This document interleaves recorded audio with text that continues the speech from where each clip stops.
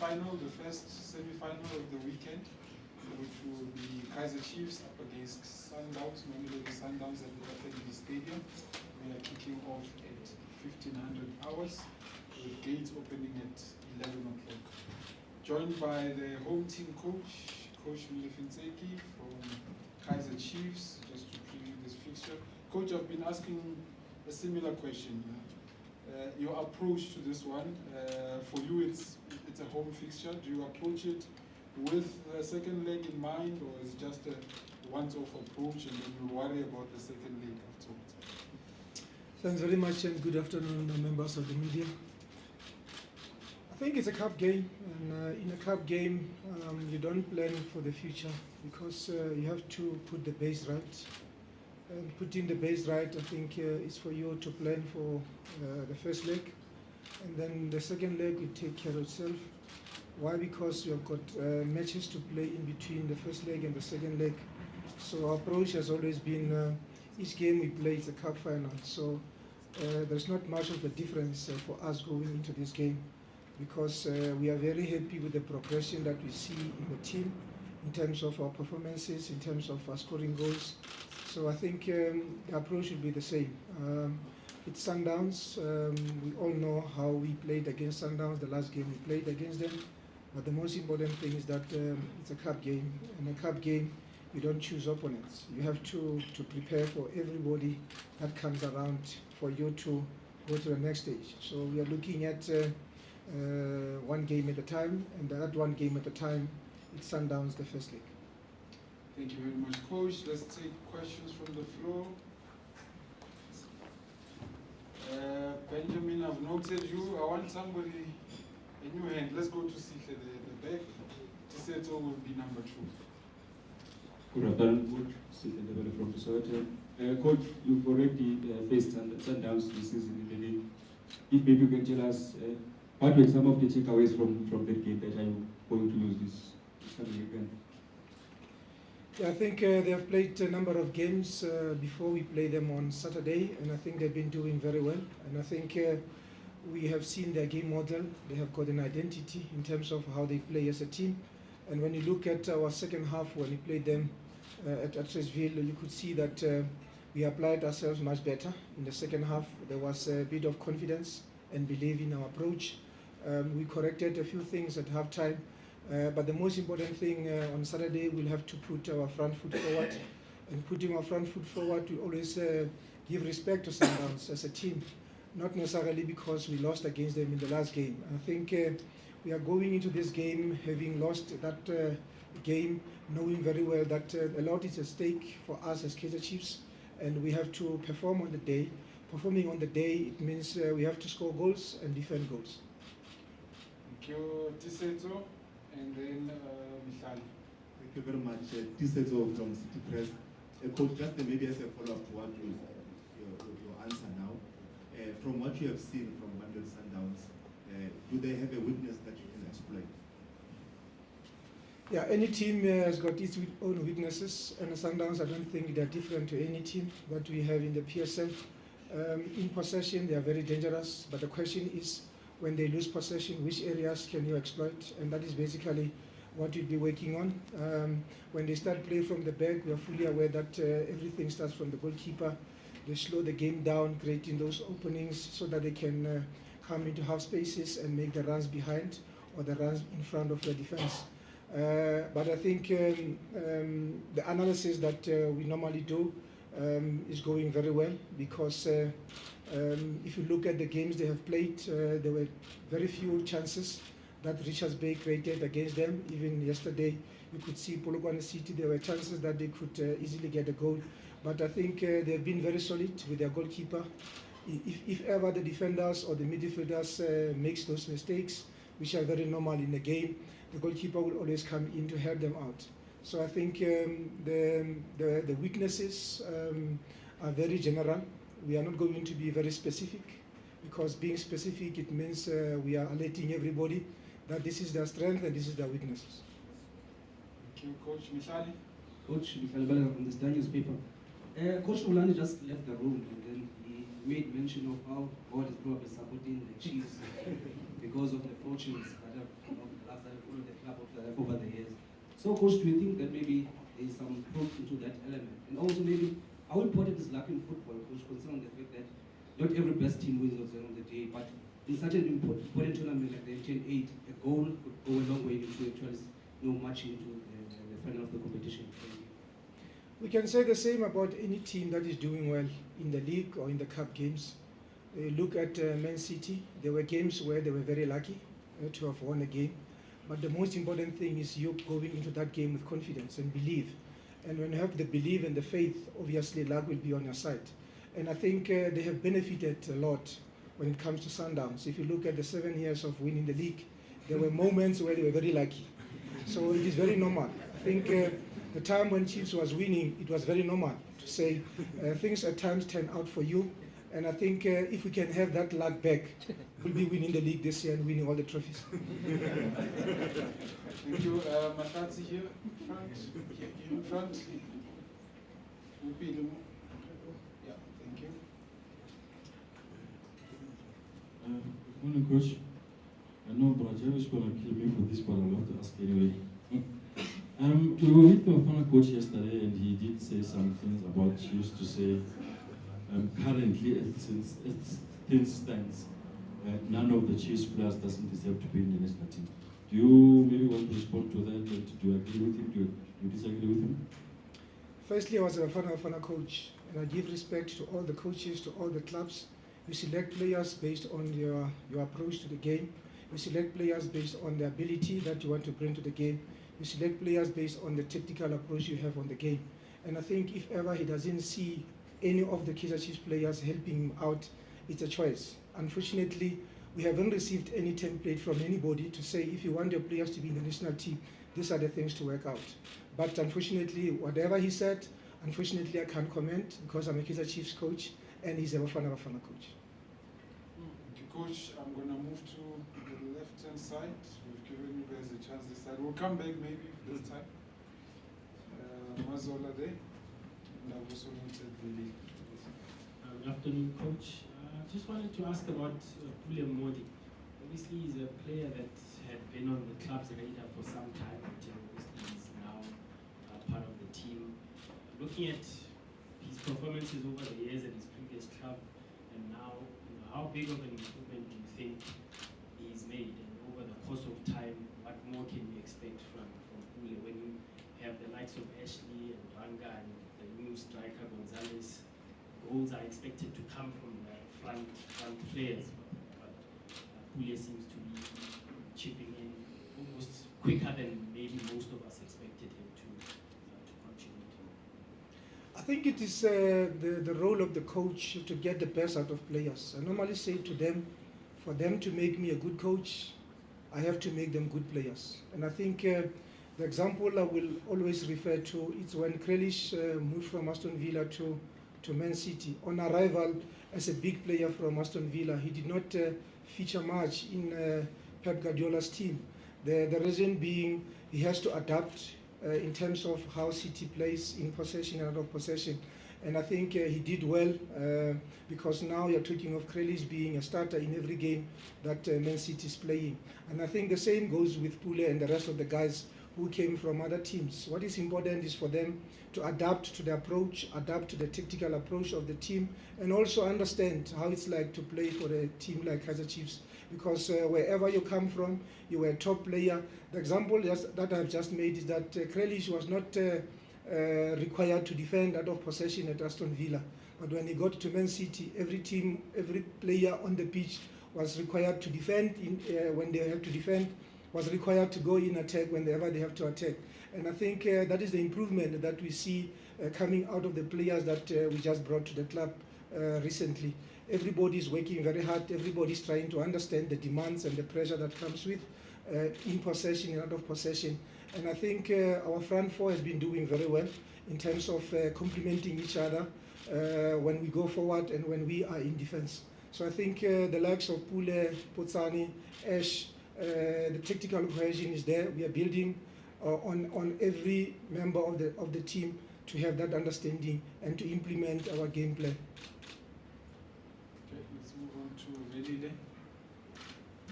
Pass on the mic. We'll come come back to you. Yes. Coach Velile from SABC. Just in terms of your tactical perspective around the team, if one looks at when you started and when you were committed to the project as the head coach, maybe you didn't have the luxury of other coaches who had a month or two to prepare, not just for the new season, but even for the pre-season as well. So how, because today we are finishing the first month of the season, what would you say about the progress of your team in relation to how you want them to play tactically? And I'm looking at the past two matches because you had two different approaches when you look at how you approached Amazulu and how you approached, especially the first half of Stellenbosch yesterday, and how you came back in the second half. I think in me accepting the position of a head coach at Kaizer Chiefs, I think mentally I had to cite myself, having been in the club for the past 2 seasons. But the tactical approach was more of a Bafana coach. You come into a club and you have to move into the pre-season. In 3 weeks' time, the league has to start. So how do you bring about understanding in the players that you have? How do you profile the players going into the first league match? And I think that has worked out very well. That experience from Bafana has really came into place, and it has really helped me. Because when you are in the Bafana team, you are bringing players from all walks of life, some from overseas with different coaching philosophies, different ways of play. But I think with me coming into Kaizer Chiefs and having Coach Arthur and Coach Shepi around, it made my life a little bit easier. But the most important thing is how you put yourself inside the circle. And the circle, I mean, the players that have been there, the players that are coming in, and how do you make each one of them to understand each other's qualities, and how those qualities can be combined and give a team approach. And I think they have done very well. It's work in progress. We are being tested, and we are studying very hard to pass this test.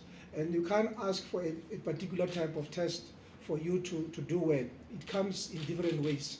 Amazulu comes with a different approach, Studies comes with a different approach. We are playing Sundowns now, it's a different approach, different qualities of players, but at the same time you have to adjust. But at the same time, you have to play a game to win. And playing a game to win, you have to come up with the strategy that will work for you on the day. Lorenz? Coach, Lorenzo from the Times.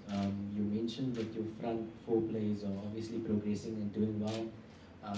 Is it going to be maybe tempting to throw a debutant like Gonzalez against Sundowns if he's available? And then secondly, how close do you think you are to finding your best 11 now? I think I always say any team performance is affected by 3 phases of it. You have got your top 4, the front 4. Maybe they are getting it right, they are winning games, they are scoring goals. There will be times where there will be a loss of form. And when there is a loss of form, who have you prepared to come in and maybe to give you more of what you're getting from that player? There will be times where your top 4, you will lose one of them due to injuries. What have you prepared if ever that eventuality comes? You have a situation where your top 4, one of them gets a red card, gets suspended. How do you come up and then still give a good game? That is very important for you to look in those phases of the game and those challenges that might come, not obviously out of your choice, but the game itself will always throw those challenges at you. So when it comes to Gonzalez playing this week or any other time, I think we are still waiting for the paperwork to be finalized. But if ever everything is done on time, I think you'll be able to play for us when we come back from the FIFA week. All right, let's go there, my brother. Coach Siasana here from Sunday World. Coach, I'm interested in knowing how, or rather the thinking behind how you manage and integrate the younger players in the team.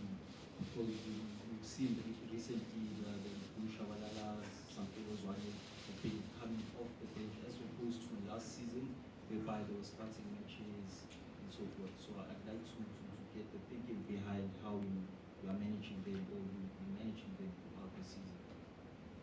Yeah, you promote a player because he's got the qualities that you need in the first team. And I think it is not only about the talent, it is also about the personality. And I think the most important thing now when it comes to the younger players, we need to build in them a first team personality. A first team personality comes with so much pressure.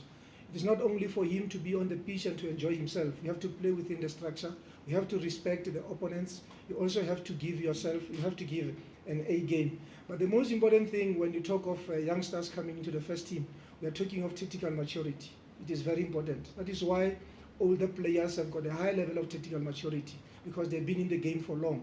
But youngsters, it is important as a coach to teach and to develop tactical maturity in them. Tactical maturity comes with the structure and the discipline in possession and out of possession. Why are you carrying the ball? Why are you playing as quick as you can so that every player on the pitch understands what is happening? Don't come up with surprises and then all of us will get surprised by your actions. So it is important to have that tactical maturity. Coach, Fingers to your freelance. Coach, you are approaching this game with 2 minutes at the back. 3-0 win, 2-0 win. And yesterday you spoke about individual brilliance will eventually lead to team cohesion. The team will eventually do well. The players are doing well individually. Do you think your players are at the point where they are confident enough to cause an upset on Sundowns on Sunday? And we've seen the likes of Josh McCaw when he get minutes. They're trying to appease the crowd. Dushawel appease the crowd. Shows that the players are in a situation where they are trying to respond to the backlash the club had in the games when it didn't start well. So do you think that on Sunday you are approaching this game with high level of confidence compared to the first time you played them? There are some in the league. I think firstly, you are a football club coach, and a football club coach is a team. And in this case, your team has to be ready because you're playing against another team. Individuals become part of the team, and each individual qualities becomes part of your tactical approach. And I think individuals that were brought to the club, individuals that we started working with, they are now coming together in terms of their understanding of the game. So when it comes to the Saturday match, I think Chiefs will be on the pitch. Chiefs has to protect the brand. Chiefs has to go out there and give their all. And those individuals will be within the team. Colin?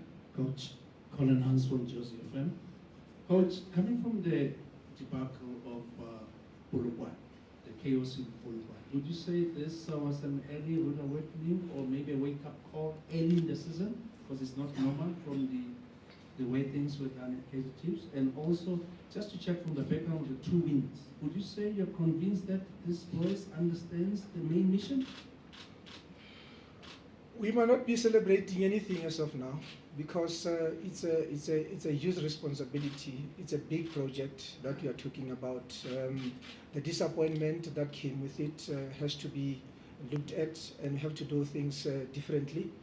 Because the most important thing is the example I made of Krelish. You come into Kaizer Chiefs, you're a top player where you come from, and the first game you lose, the supporters are not happy, and then they start behaving like the way they did.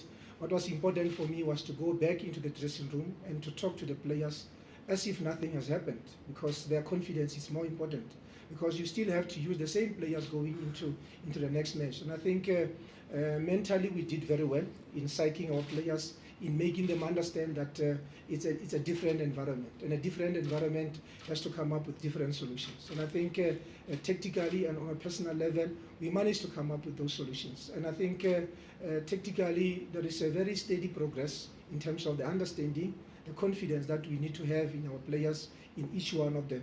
And I think if you look at the goals we scored against Amazulu and those we scored against Telis, you could see that there is confidence building in the team. Out of possession, we're very organized. Out of possession, we're very confident. In possession, we're very much effective going forward. So I think you get bent a bit, you get the necessary medication, and then your head start thinking forward and doing things right. And then we can only say we don't appreciate what happened as a club, but the most important thing is let's support our players, let's support our technical team, because it's a game of football. All right, Coach, you seem like you're still in demand.